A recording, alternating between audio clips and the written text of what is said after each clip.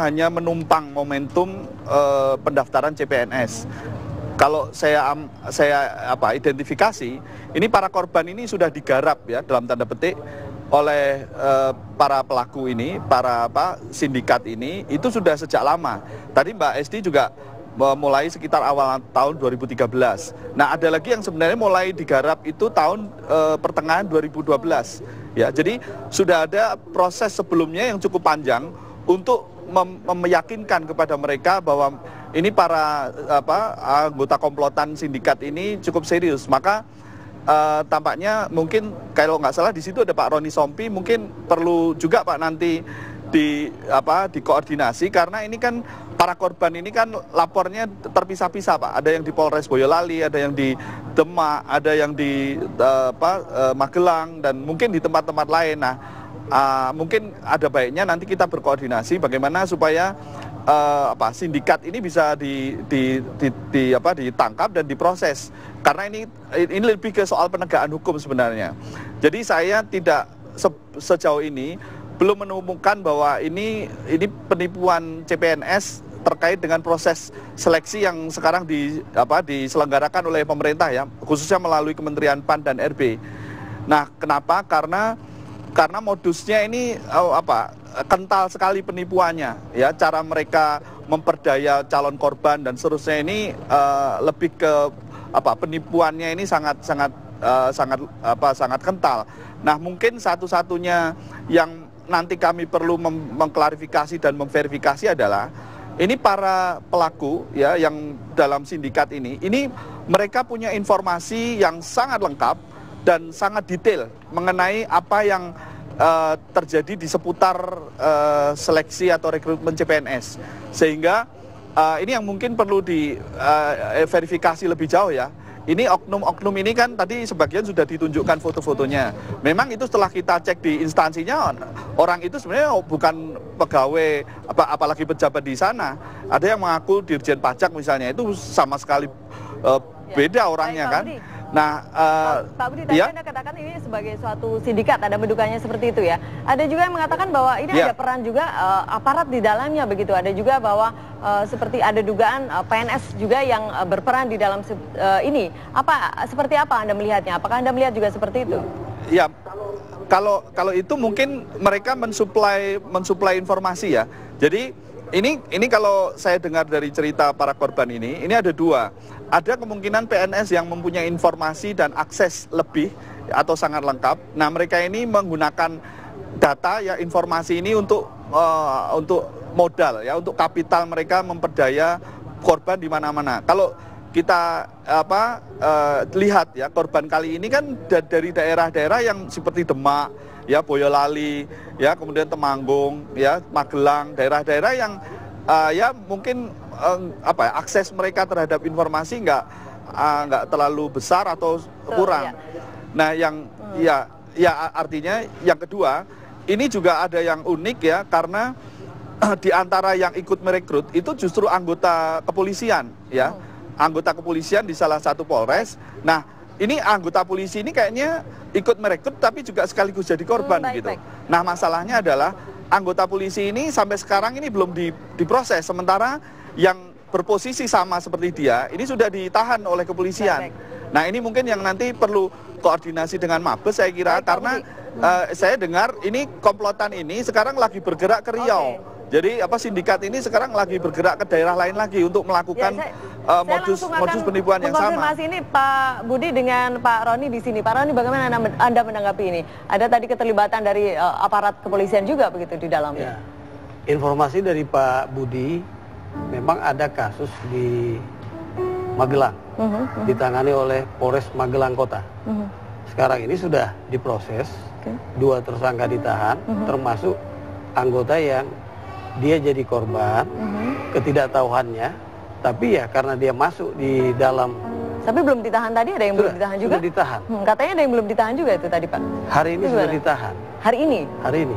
Hari ini betul? Iya, tadi pagi sudah ditahan. Karena saya langsung kepada Bapak Kapolda Jawa Tengah. Ada berapa setahu Anda yang terlibat seperti ini Pak? Sementara ini yang bisa kita ungkap, sementara ini kasus yang di Magelang. Sedangkan Jogja, Boyolali ini masih sementara kita proses. Karena seperti tadi, dia mengaku seorang pegawai menggunakan mobil dengan plat nomor warna merah, itu kan bisa saja dipalsukan. Setelah kita cek, ini tidak jelas. Oleh karena itu, kalau memang ada yang juga masuk karena diperdaya, mungkin dari sana bisa kita usut ke belakang ya. Kalau tadi ada dugaan juga saat ini sedang lari ke Riau tadi katanya, ada yang oknum tadi Pak dari kepolisian, itu gimana tuh? Oknum, kalau anggota Polri kan tidak mungkin dia lari kemana ya. Anggota Polri saya kira mudah. Anda memastikan itu ya? Iya. Iya, kalau anggota Polri pasti bisa kita proses itu. Tidak ada yang bisa lepas. Tapi sebenarnya Anda sudah mencium belum sih mengenai sindikat-sindikat yang dibicarakan oleh Pak Budi tadi, sindikat penipuan ini? Anda sudah sebenarnya terdeteksi belum sih sebelumnya? Anda melihat ini sindikat seperti apa? Ya, ini yang mungkin perlu kita bicarakan. Pak Menteri juga ada di sini. Pak Imam Prasojo bisa memberikan masukan.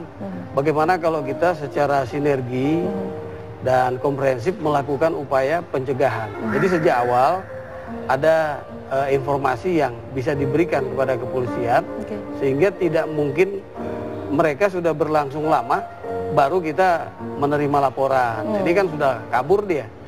Oleh karena itu bagaimana informasi ini bisa cepat kita cepat juga bagikan kepada masyarakat ya, melalui dialog seperti malam ini kan juga termasuk sosialisasi. Iya, betul. Iya, sosialisasi yang sangat baik. Saya pengen ke Mas Imam dulu. Mas Imam, Anda sebagai sosiolog melihatnya ini seperti apa? Masyarakat kok masih banyak juga ya yang akhirnya tertipu juga, Mas Imam?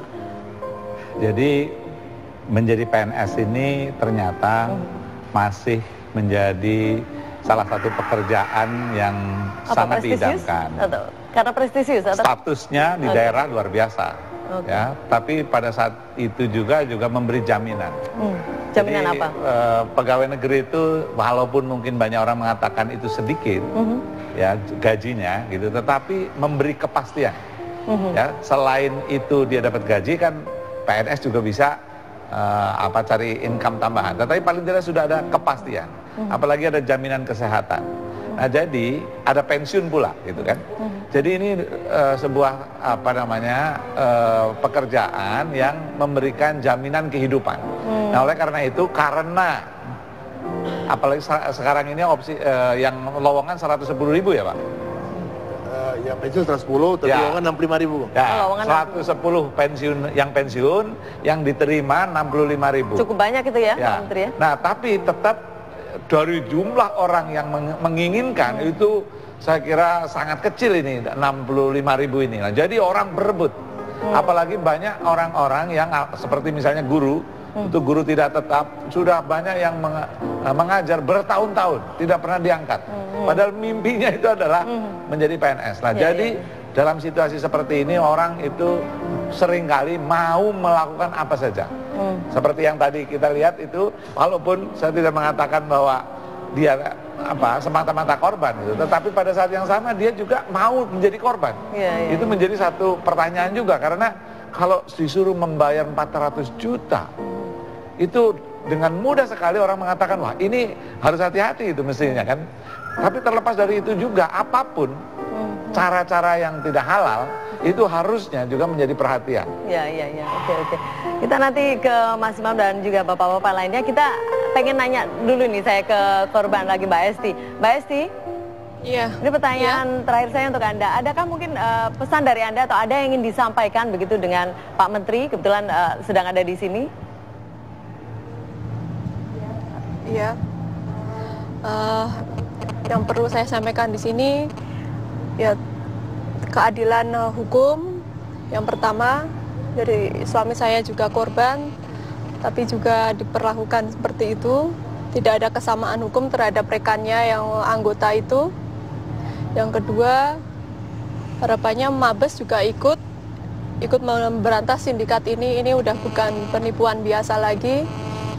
Dan harapannya untuk korban-korban yang lain, ayo kita lapor bareng-bareng, kita menyadari kita korban, nggak usah takut, nggak usah khawatir.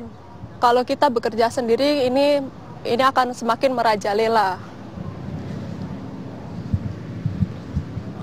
sedikit saja, Mas. Jadi Mbak, nanti ya, betapapun misalnya yang melakukan itu adalah bukan penipu gitu, itu tetap tidak dibenarkan untuk melakukan penyogokan seperti itu. Jadi mudah-mudahan ini menjadi sebuah pelajaran bahwa tidak dibenarkan. Katakan itu PNS yang menghubungi itu benar dan dia tidak menipu, tapi melakukan penyogokan itu gratifikasi. Dan itu kita harus juga hindari sama-sama. Ya, baik, terima kasih Mas Imam. Dan pemirsa, kita akan jeda dulu, kami akan kembali usai jeda pariwara berikut ini.